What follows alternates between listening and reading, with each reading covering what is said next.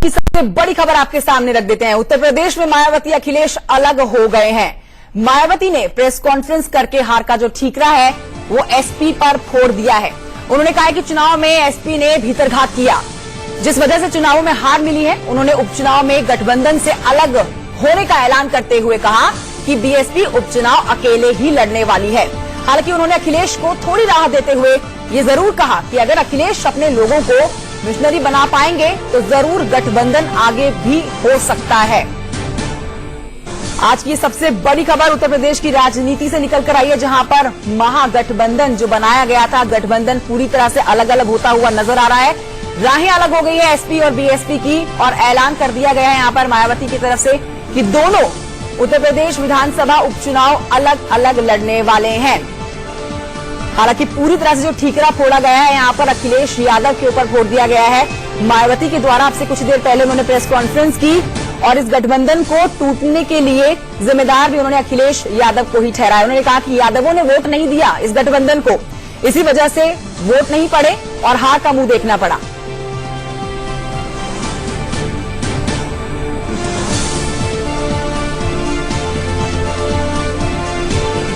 बड़ी खबर आपको बता रहे हैं इस समय की इंडिया न्यूज पर। मायावती ने आज आपसे कुछ ही देर पहले मीडिया से बात की और प्रेस कॉन्फ्रेंस करके उन्होंने इन चुनावों के नतीजों पर साफ कर दिया कि जो बेस वोट है वो समाजवादी पार्टी के साथ नहीं खड़ा हो सका। मतलब जो यादवों का वोट था वही उनकी पार्टी को नहीं मिल पाया, जिसकी वजह से हार का मुंह देखना पड़ा।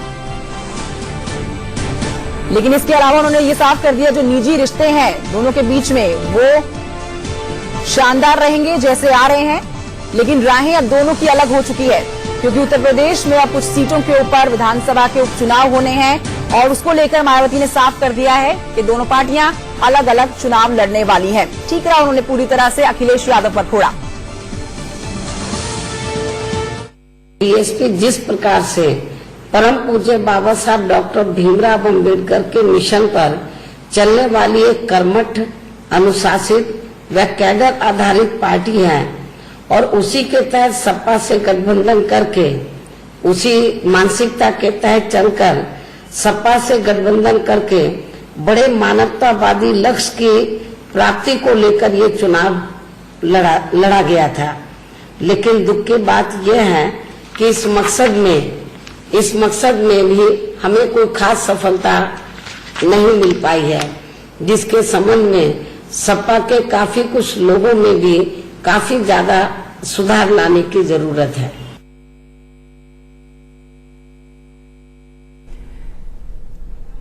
तो आखिरकार क्या कुछ बोली है मायावती और कैसे इस रिश्ते में खटास आई है और कैसे ये रिश्ता जुड़ा था, कैसे गठबंधन बना था, समझाएंगी विस्तार से ग्राफिक्स के जरिए मेरी सहयोगी शालिनी।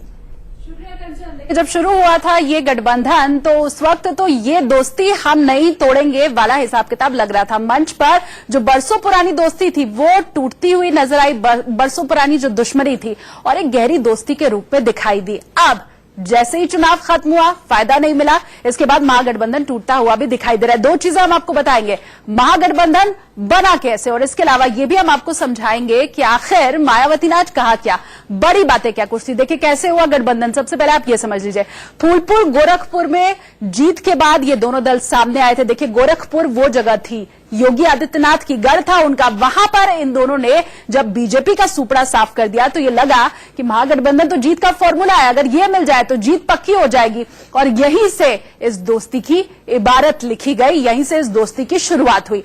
अब आगे बढ़ते हैं। देखिए इसके बाद उपचुनाव में मायावती ने अखिलेश को समर्थन कर दिया। ये वही उपचुनाव था जिसमें गठबंधन के बाद इन दोनों को जीत हासिल हुई थी। तो इस तरीके से दोस्ती की शुरुआत हुई और धीमे धीमे कहां तक पहुंच गई है ये भी हम आपको बताएंगे। देखिए उपचुनाव में जीत के बाद गठबंधन पर सहमति बन गई। लोकसभा चुनाव के ठीक पहले जनवरी में आप याद कीजिए प्रेस कॉन्फ्रेंस एक हुई थी और उसमें यह कहा गया था कि मायावती और अखिलेश यादव अब साथ आ जाएंगे। जनवरी का महीना और आज का महीना भी जरा आप जून का याद कर लीजिए कि कितने दिन ये दोस्ती चली। मिड जनवरी में एक प्रेस कॉन्फ्रेंस हुई थी। तो किस तरह से गठबंधन हुआ था ये सबसे पहले हम आपको बता रहे हैं। फूलपुर गोरखपुर में जीत के बाद सपा बसपा पास आए। उपचुनाव में मायावती ने अखिलेश यादव का समर्थन कर दिया और उसके बाद लगा कि ये दोस्ती लंबी चलेगी, लेकिन ऐसा हो नहीं पाया। देखिए गठबंधन में 37 सीटें सपा को दी गई थी और 38 सीटों पर बसपा ने ये चुनाव लड़ा था। इसके अलावा एक और इनका सहयोगी दल था और वो था आरएलडी। 3 सीट उसे दी गई थी। हालांकि आरएलडी अपना खाता नहीं खोल पाई इस चुनाव में, उसे तो 0 हाथ लगा। ठीक वही स्थिति जो 2014 में मायावती की थी। अब इस चुनाव के बाद क्या स्थिति थी वो भी आप समझ लीजिए। देखिए, सपा को 5 सीटें इस चुनाव में मिली है। महागठबंधन था, जहां सपा चुनाव लड़ रही थी वहां बसपा नहीं लड़ रही थी, और जहां पर बसपा चुनाव लड़ रही थी वहां पर सपा चुनाव नहीं लड़ रही थी। ये स्थिति थी। तो उपचुनाव ग्राफिक्स के जरिए आप देखिए, समझिए। अभी आपकी टीवी स्क्रीन के ऊपर तमाम वो चीजें आ रही हैं जो मैं डिटेल में आपको बता रही हूं। उपचुनाव में जीत के बाद गठबंधन पर सहमति बन गई थी, लेकिन ये सहमति बहुत लंबी चल नहीं पाई और लोकसभा चुनाव में सपा को 5 सीट मिली, आरएलडी को 0। बसपा की अगर हम बात करें तो उसके खाते में 10 सीट जरूर आ गई। चुनावों में बसपा को 10 सीट मिली और इस तरह से ये जो शुरू हुआ था महागठबंधन वो खत्म भी हो चुका है। तो किस तरह से गठबंधन हुआ था ये हमने आपको बताया, कहां से दोस्ती शुरू हुई और कहां पर खत्म हुई। अब जरा आप ये भी समझ लीजिए कि आज जब प्रेस कॉन्फ्रेंस की मायावती ने तो उसमें कौन सी बड़ी बातें थी, कौन सी इंपॉर्टेंट चीजें थी जो उन्होंने कहा और जिसे याद रखना भी बेहद जरूरी है। शुरुआत करते हैं। सबसे पहले मायावती ने आज जो बड़ी बातें की उनमें सबसे अहम था कि गिले शिकवे मिटा करके सपा के साथ हमने गठबंधन किया। अब ये गिला शिकवा क्या है ये आप खुद ही समझ लीजिए, ये ज्यादा बताने की जरूरत है नहीं। जो गिला शिकवा पिछले बहुत लंबे समय से चला आ रहा था वो हमने भुला दिया।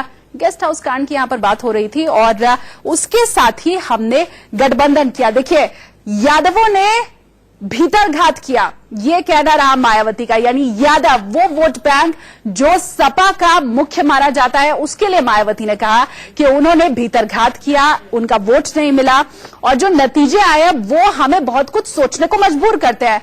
मायावती ने ये कहा कि हमने शुरुआत बहुत अच्छी की थी, मान सम्मान उनकी तरफ से भी मिला, हमने भी दिया, लेकिन अब हमें बहुत कुछ सोचना पड़ेगा क्योंकि नतीजे मजबूर कर रहे हैं। और देखिए, तस्वीरें भी हम इस वक्त आपको दिखा रहे हैं किस तरह से मायावती और अखिलेश यादव एक दूसरे को सम्मानित कर रहे हैं मंच पर। हर जगह हमने देखा, हमने यहां तक देखा कि डिंपल यादव ने मायावती के पैर तक छुए क्योंकि बुआ मानते हैं अखिलेश यादव मायावती को, और इस लिहाज से आशीर्वाद लेना तो देखिए जरूरी हो जाता है। तो ये दोस्ती की शुरुआत थी जो अब लगभग अंत की ओर बदल गई है, अंत की ओर मुड़ गई है। लेकिन याद रखिएगा, राजनीति में न कोई चीज परमानेंट होती है, चाहे वो दोस्ती हो या दुश्मनी हो। और इसीलिए चलते चलते मायावती ने यह भी कह दिया कि अभी गठबंधन तोड़ जरूर रहे हैं लेकिन परमानेंट ये नहीं है। कंचन, बहुत शुक्रिया आपका शालिनी, और आपने बहुत सही बात बोली कि राजनीति में कोई किसी का दोस्त नहीं और कोई किसी का दुश्मन भी नहीं और कोई चीज परमानेंट नहीं होती है। मेरे सहयोगी रजत राकेश टंडन और जानकारी के साथ इस बड़ी खबर पर जुड़ गए हैं। सीधे रुख करते हैं रजत राकेश टंडन की तरफ। रजत राकेश टंडन, सवाल तो यहां पर एक जरूर बनता है कि बीजेपी आखिर गलत कह क्या रही थी। चुनाव के दौरान बीजेपी ने यही बात बोली थी कि ये जो दोस्ती हुई है, ये जो मीठी मीठी बातें दोनों तरफ से निकल रही है, ये सिर्फ चुनाव तक है, चुनाव के बाद दोनों की राहें अलग हो जाएंगी।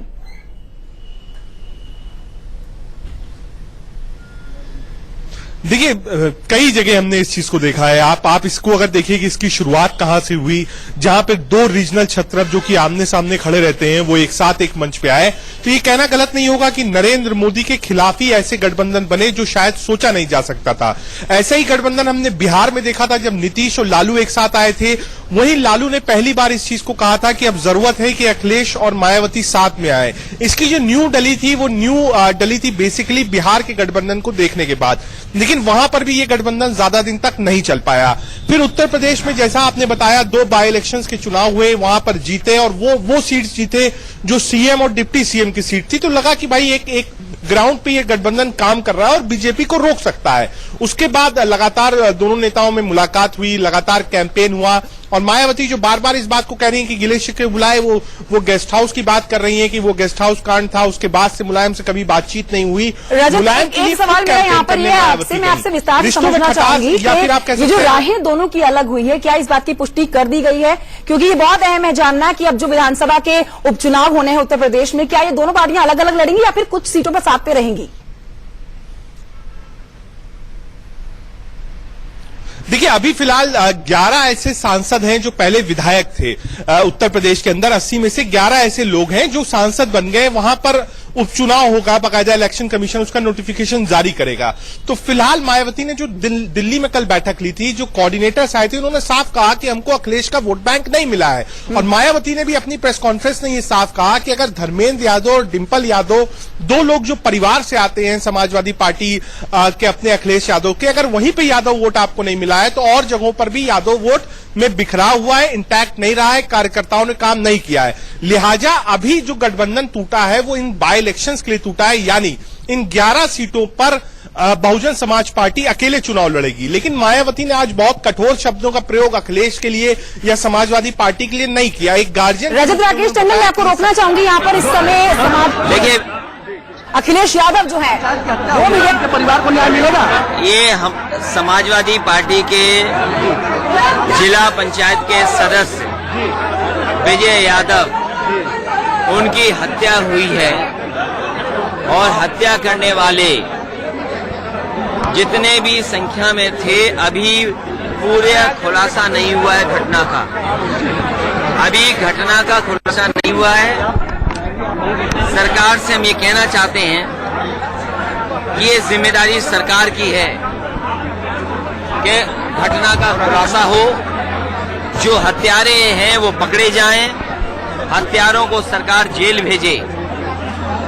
जहां सरकार ये दावा करती है कि कानून व्यवस्था उनकी सरकार में सबसे प्राथमिकता में है, तो मैं उन्हीं से जानना चाहता हूं कि अगर भारतीय जनता पार्टी के कोई मंत्री आए और अपना कार्यकर्ता बता करके अपने कार्यकर्ता को कंधा दें और उसके बाद पुलिस हरकत में आए, सब दोषी पकड़े जाएं, हम उसी सरकार से जानना चाहते हैं। ये समाजवादी पार्टी का बहुत ही अच्छा कार्यकर्ता था, जनता की सेवा करते करते ये जिला पंचायत का सदस्य बन गया, परिवार में प्रधानी है, समाज में एक इसकी प्रतिष्ठा और सम्मान है।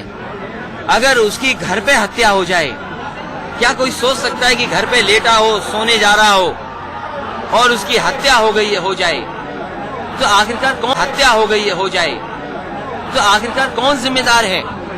कम से कम सरकार जो दावा कर रही है वो कानून व्यवस्था पे तो मदद, इस परिवार की मदद करे। अभी जो सुरक्षा मिलनी चाहिए थी वो सुरक्षा नहीं है पर्याप्त। उनके परिवार को जो भरोसा दिलाया है प्रशासन ने कि उनका लाइसेंस बनेगा, मैं समझता हूँ लाइसेंस तो एक दिन में बनता है। सरकार हम लोगों ने भी चलाई है, एक दो दिन में लाइसेंस बना करके दे देते थे, लेकिन सरकार कुछ मदद करने की तैयारी में नहीं है। और कानून व्यवस्था केवल गाजीपुर की मैं नहीं कहना चाहता, पूरे प्रदेश की कानून व्यवस्था बर्बाद हो गई है। कहीं लड़कियां जिंदा जलाई जा रही हैं, कहीं बताओ लखनऊ राजधानी, वहां पर लड़की को उठा ले जा रहे हैं। डायल 100 नंबर न होता तो शायद वो बच्ची नहीं बच पाती। और फिर प्रदेश में एक घटना नहीं, अनेकों घटनाएं हो रही हैं जहां पॉलिटिकल लोगों की हत्या कराई जा रही है। तो उत्तर प्रदेश सरकार को आड़े हाथे ले रहे थे अखिलेश यादव। हालांकि आज की जो बड़ी खबर आई है उत्तर प्रदेश से निकल के, वो एसपी बीएसपी की जो राहें अलग हुई हैं उसको लेकर आई है। अब दोनों उत्तर प्रदेश में होने वाले विधानसभा के उपचुनाव को अलग अलग लड़ने वाले हैं। और इसी पर अब से कुछ ही देर पहले मायावती ने प्रेस कॉन्फ्रेंस की और बहुत ही कठोर शब्दों में रिश्ते में खटास आने की बात कही। छोटे से ब्रेक के लिए इसी बड़ी खबर के साथ रुकना होगा। बने रहिए इंडिया न्यूज के साथ।